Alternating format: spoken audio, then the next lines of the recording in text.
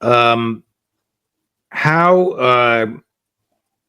wrong-headed is it? And I'll let you use a stronger adjective if you want. Knowing you, you probably will. God bless you. For President Biden to have authorized the use of American offensive weaponry to be fired so as to land inside of Russia. Totally. And let me tell you one of the reasons why. I had dinner with the Cuban ambassador not too long ago because I'm a long-standing friend of the Cuban embassy because I helped President Obama in the track to diplomacy to try and get a rapprochement with Cuba to lift el bloqueo, the blockade we have on them. And I heard some things from him that were quietly said. And then day before yesterday, I heard something else. And let me frame this a little for you.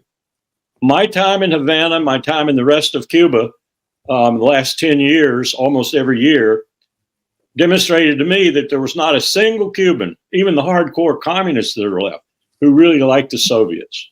Read Russians. Well, yesterday I heard that not only has Putin's entourage made an offer to Cuba, but Cuba has, because as its president said and its foreign minister said a week or two ago, you are turning us into Haiti, President Biden. Do you want another Haiti in the Caribbean?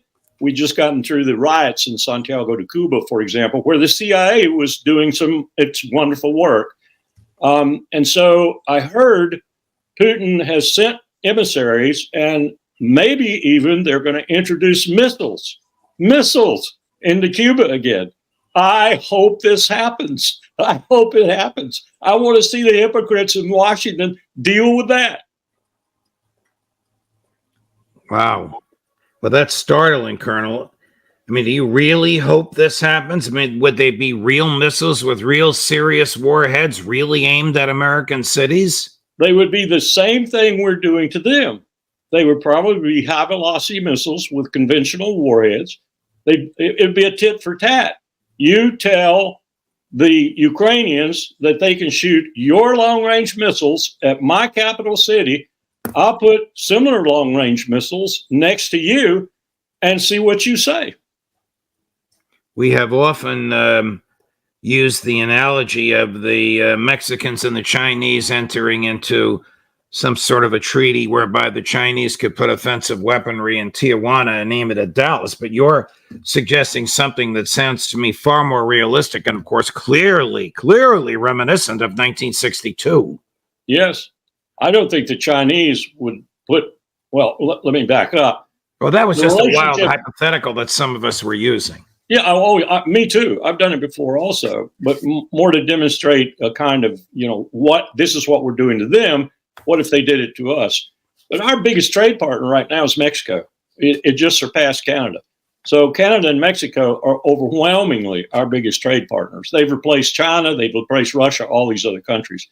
So it's a situation that we have in this hemisphere where we are truly the genuine hegemon of our own hemisphere. And we're lucky because we have next to us really countries who really like to trade with us, like to do business with us, like to immigrate to us, even Canadians. Right. And so we're lucky. But we've also treated certain countries in the hemisphere viciously, and none more so than Cuba. 50 plus years of a blockade. That's an act of war. Were Cuba possessed of the adequate armed forces, it could take us on and be perfectly legitimate in its doing so. But it doesn't have the armed forces to take on the United States. So this blockade being an act of war is irrelevant, and we know it. So we blockade them, and we keep on bringing them to their knees. And so if Cuba were to see an opening with another country that would give them some leverage to negotiate some of that away, which we were trying to do under President Obama peacefully and making some progress, I think Cuba would be within its right to take that option. You use the word blockade. You don't literally mean a naval blockade like the one that was involved in 62. You're talking about a trade blockade. No, and that was very carefully fashioned and named a quarantine. So it would not be a blockade because a blockade is an act of war. But what they were talking about in the executive committee at that time with respect to Cuba and the Russian missiles there was a real militarily enforced blockade. That is to say, you would ring it with ships and nothing would get through. What has in effect happened now with all the different legislation that's been thrown at Cuba to include the draconian sanctions, the company being listed on the state sponsors of terrorist list, which Obama took them off of. They haven't sponsored terrorism in 40 years. In fact, they really have never sponsored terrorism. But that's so draconian that it is the equivalent of an economic blockade. And you don't need the ships because through your financial and economic system and your pressure on Europeans and South Americans and others, you're keeping Cuba from much any trade at all. Venezuela was saving them with heavy fuel oil, and other countries in South America were helping them out from time to time in exchange for doctors and nurses and so forth that they didn't have. And these doctors and nurses were going into the barrios, into the ghettos, and delivering health care in Colombia and Venezuela and all over South America where their own doctors wouldn't go. Now they're not doing that because inflation has gotten so bad and their own economies have gotten so bad. So Cuba has nothing now. Even with the blockade, they have nothing. And he was right. The foreign minister and the president, they're right. We're turning them into another Haiti. I didn't realize we were going to go there, but you're a cornucopia of ideas and, for me, questions. I have to go there. Did President Trump undo what you helped President Obama to do in order to open up Cuba so that people there could have better lives? Trump reversed almost everything we did. Okay. Now, let me make a quick qualification. As I told the foreign minister of Cuba, be careful. Trump does not give a whit about Cuba.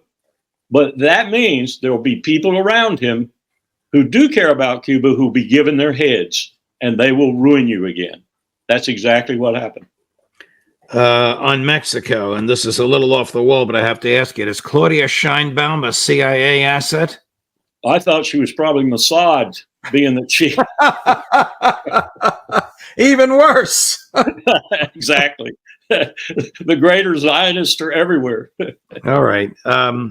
Back to what I thought we would be discussing in the past 14 or 15 minutes, and that is President Putin's warning. Let's listen to what he said. He didn't like this question because the question asked him about nukes, and he didn't want to answer it. And he told the questioner he didn't like the question, but it's a profound answer. Chris, number 7. There are always accusations flung at us that we are nuclear cyber rattling. But am I the one asking the question about the possible nuclear war? You were the one to ask the question. You are pushing me towards this question, and then you'll say that I've been, brandishing the nuclear truncheon.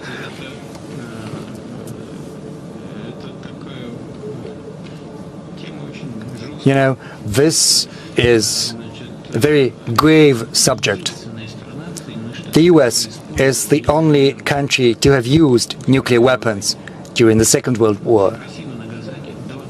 Hiroshima, Nagasaki, 20 kilotons. Our tactical nuclear weapons is 75 kilotons, just the tactical nuclear weapons.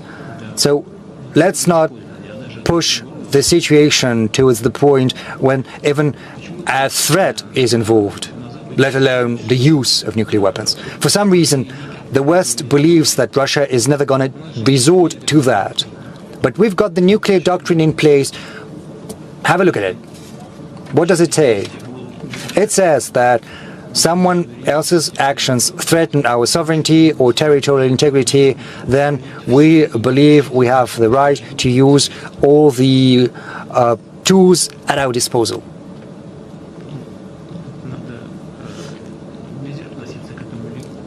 And no one should take that lightly or superficially. There needs to be a professional view of that. All the tools at our disposal. Does NATO, does the State Department of the United States take that seriously? Do they understand the man? I don't think we understand anyone anymore. But let me say one thing first, Judge. I listened to that 3 times. All right. That was a very, if that came off the cuff, I suspect he had rehearsed it. But if it came off the cuff, it was brilliant. And if he rehearsed it, it was brilliant. It's very articulate. That's a statesman. That's a diplomat. That's a real leader. I don't care what you think about his morals or his ethics or his totalitarian aspects. That's a smart man who's thinking every Russian word he utters. I suspect he's even thinking about how it's going to be translated into English. Very smart man. And he said it precisely the way he should have said it under the circumstances we have put him in. Now, Admiral Kirby was in France with the president today and was interviewed by my friend and former colleague at Fox News, Martha McCallum. And he said, we have evolved as the war has evolved. That's not the point, but I'm going to run this tape for you. It's about a minute long. I really think Admiral Kirby is almost literally as bad as Baghdad Bob. He says in this tape, you'll hear it. I'm going to tell you what I want to highlight before you hear it.